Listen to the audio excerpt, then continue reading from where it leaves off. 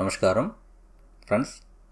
గత 15 భాగాలుగా ఆంధ్రప్రదేశ్ ప్రభుత్వం బిఎడ్ నుండి సోషల్ స్టడీస్ విభాగంలో ప్రవేశపెట్టిన సెకండ్ బుక్లో ఫస్ట్ లెసన్ నేర్చుకుంటూ ఉన్నాం. ఈ ఫస్ట్ లెసన్ పేరేంటి? సెకండ్ బుక్లో అంటే భౌగోళిక శాస్త్రం మరియు అర్థశాస్త్ర బోధన మరియు అభ్యసనం. ఈ యొక్క లెసన్లో వేతనం ఈ యొక్క టాపిక్ గురించి 15 భాగాలు నేర్చుకోవడం జరిగింది. ఈ 16వ భాగంలో మిగిలిన అంశాలు డీటెయిల్గా నేర్చుకుందాం. వీడియో నచ్చితే లైక్ చేయండి, షేర్ చేసి సబ్స్క్రైబ్ చేసుకోండి. ఫ్రెండ్స్, మీరు చూస్తున్నారు కింగ్స్ డిఎస్సి యూట్యూబ్ ఛానల్.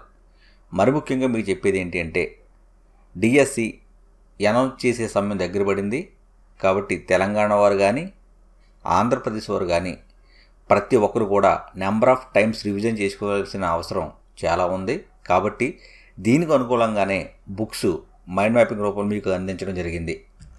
ఇంకా కావాల్సిన వారు అందుబాటులో ఉన్నాయి. బుక్స్ ఆ నెంబర్ని కాంటాక్ట్ చేసి తీసుకోండి. నచ్చితే ప్రతిదీ కూడా ఏ విధంగా అయితే ఎక్స్ప్లెయిన్ చేస్తున్నామో అదే విధంగా యాజ్టీజ్గా మీకు ప్రింటెడ్ మెటీరియల్ అనేది A3 సైజ్ బుక్ రూపంలో లభిస్తుంది.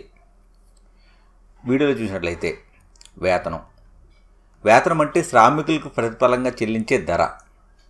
ఇక్కడ కాల వేతనం పనిని బట్టి వేతనంగా ఈ వేతనాన్ని చెప్పడం జరిగింది. ఒకే వృత్తిలో కాలాన్ని బట్టి చెల్లించే వేతనాలను కాలవేతనం అంటారు. ఒకే వృత్తిలో కాలాన్ని బట్టి చెల్లించే వేతనమే కాలవేతనం. కాలాన్ని బట్టి, రోజును బట్టి, వారాన్ని బట్టి నిర్ణయించబడుతుంది కాలవేతనం. ఇక్కడ బోనస్ రూపంలో కూడా సంవత్సరం చివరిలో లభించవచ్చు. వీటిని కూడా అంటే ఈ బోనస్లను కూడా కాలవేతనంగానే పరిగణించడం జరుగుతుంది. పనిని బట్టి వేతనం ఒక నిర్ణీత పని చేసేందుకు ఇచ్చే వేతనమే పనిని బట్టి వేతనం అని చెప్పవచ్చు. ప్రతిఫలాన్ని ఆశించి చేసే పని. వేతనం అంటే ప్రతిఫలాన్ని ఆశించి చేసే పని. అది శారీరకమైనదా లేదా మానసికమైనదా ఏదైనా అయి ఉండొచ్చు. ఈ ప్రతిఫలాన్ని ఆశించి చేసే పనిని అని చెప్పవచ్చు. నిర్ణయించే అంశాలు నగదు వేతనం, ధరల వేతనం. ఇక్కడ నగదు వేతనానికి వాస్తవిక వేతనానికి గల సంబంధం ఏంటి అని అడిగితే ప్రత్యక్ష సంబంధం. దేనికి? నగదు వేతనానికి వాస్తవిక వేతనానికి గల సంబంధం ప్రత్యక్ష సంబంధం. నగదు వేతనాలు పెరిగితే వాస్తవిక వేతనాలు కూడా పెరుగుతాయి. నగదు వేతనం అనేది పెరిగితే వాస్తవిక వేతనం కూడా పెరుగుతుంది. అదేవిధంగా ధరల వేతనం. ధరలు పెరిగితే వాస్తవిక కొనుగోలు శక్తి తగ్గి వాస్తవిక వేతనాలు తగ్గిపోతాయి. ధర పెరిగింది అంటే కొనుగోలు శక్తి తగ్గుతుంది. తద్వారా వాస్తవిక వేతనాలు కూడా తగ్గిపోతాయి. ధర తగ్గితే వాస్తవిక వేతనాలు అనేవి పెరుగుతాయి. తర్వాత వడ్డీ. పెట్టుబడికి కావలసిన నిధులు పొదుపు నుండి ఈ వడ్డీ అనేది లభిస్తుంది.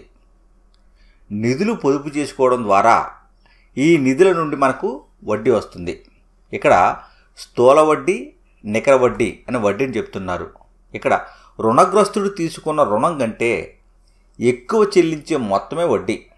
స్థూల వడ్డీ అంటే ఏంటి? రుణగ్రస్తుడు ఎంతైతే అమౌంట్ తీసుకుంటాడో ఆ తీసుకున్న అమౌంట్ కంటే ఎక్కువ చెల్లించే మొత్తాన్ని స్థూల వడ్డీగా చెప్తారు.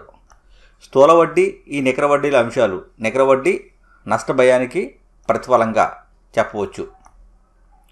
తర్వాత లాభం. వ్యవస్థాపకుని ఉత్పత్తి అంటే వ్యవస్థాపకునికి అయిన ఖర్చును మించి ఏర్పడిన మిగులు ఆదాయమే లాభం. ఖర్చును మించి ఏర్పడిన ఆదాయం, దానిని లాభం అంటారు. ఉత్పత్తి సంస్థను నిర్వహించడానికి అవసరమైన నిర్ణయాలు ఉద్యమదారుడు తీసుకుంటాడు. ఈ నిర్ణయాల వల్ల ఉద్యమదారుడు లాభాలను కానీ లేదా ఒక్కొక్కసారి నష్టాలను కానీ పొందే అవకాశం ఉంది.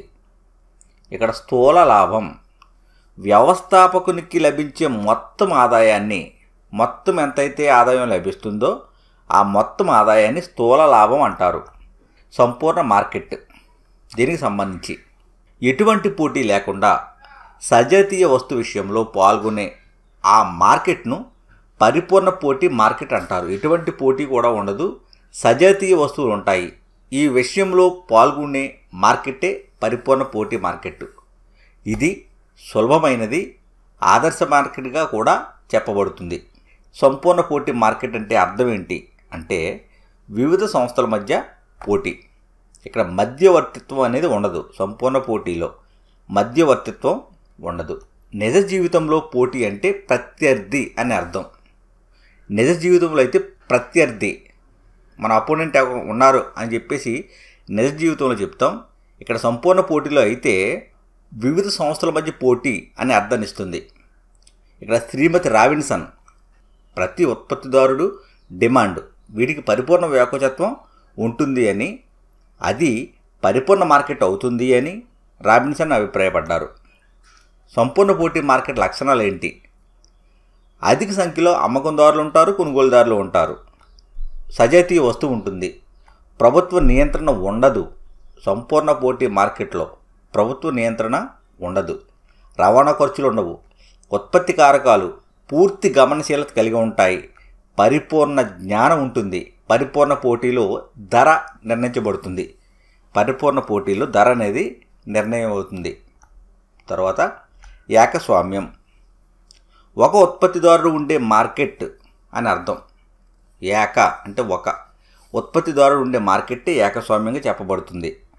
సమీప ప్రత్యామ్నాయ వస్తువులు లేని వస్తోత్పత్తి చేసే ఒకే అమ్మకందారుడు ప్రాతినిధ్యం వహించే మార్కెట్ ఏకస్వామ్య మార్కెట్. సమీప ప్రత్యామ్నాయ వస్తువులు ఉండవు. ప్రత్యామ్నాయ వస్తువులు లేకుండా వస్తోత్పత్తి చేసే ఒకే అమ్మకందారుడు ఉంటాడు. అతడు ప్రాతినిధ్యం వహించే మార్కెట్నే ఏకస్వామ్య మార్కెట్ అంటారు. ఈ ఏకస్వామ్య మార్కెట్ లక్షణాలు ఏంటి? మార్కెట్లో ఒక సంస్థ మాత్రమే ఉత్పత్తి చేస్తుంది. ఒక సంస్థ మాత్రమే ఉత్పత్తి చేస్తుంది. సంస్థ పరిశ్రమ రెండు కూడా ఒక్కటే. ఏకస్వామ్యంలో అయితే పరిశ్రమ అయినా సంస్థ అయినా రెండు ఒక్కటిగానే చూడబడతాయి. ఏకస్వామ్యంలో తయారయ్యే వస్తువులకు సమీప ప్రత్యామ్నాయాలు ఉంటాయి. ఉత్పత్తిదారుడు వస్తు ధరను సరఫరాని నియంత్రిస్తాడు. ధరనైనా సరఫరానైనా నియంత్రించే విధానం ఎవరికి ఉంటుంది అంటే ఉత్పత్తిదారునికి ఉంటుంది. ఇది ఫ్రెండ్స్, నెక్స్ట్ వీడియోలో మిగిలిన అంశాలు డీటెయిల్గా నేర్చుకుందాం. వీడియో నచ్చితే లైక్ చేయండి, షేర్ చేసి సబ్స్క్రైబ్ చేసుకోండి. Thank you.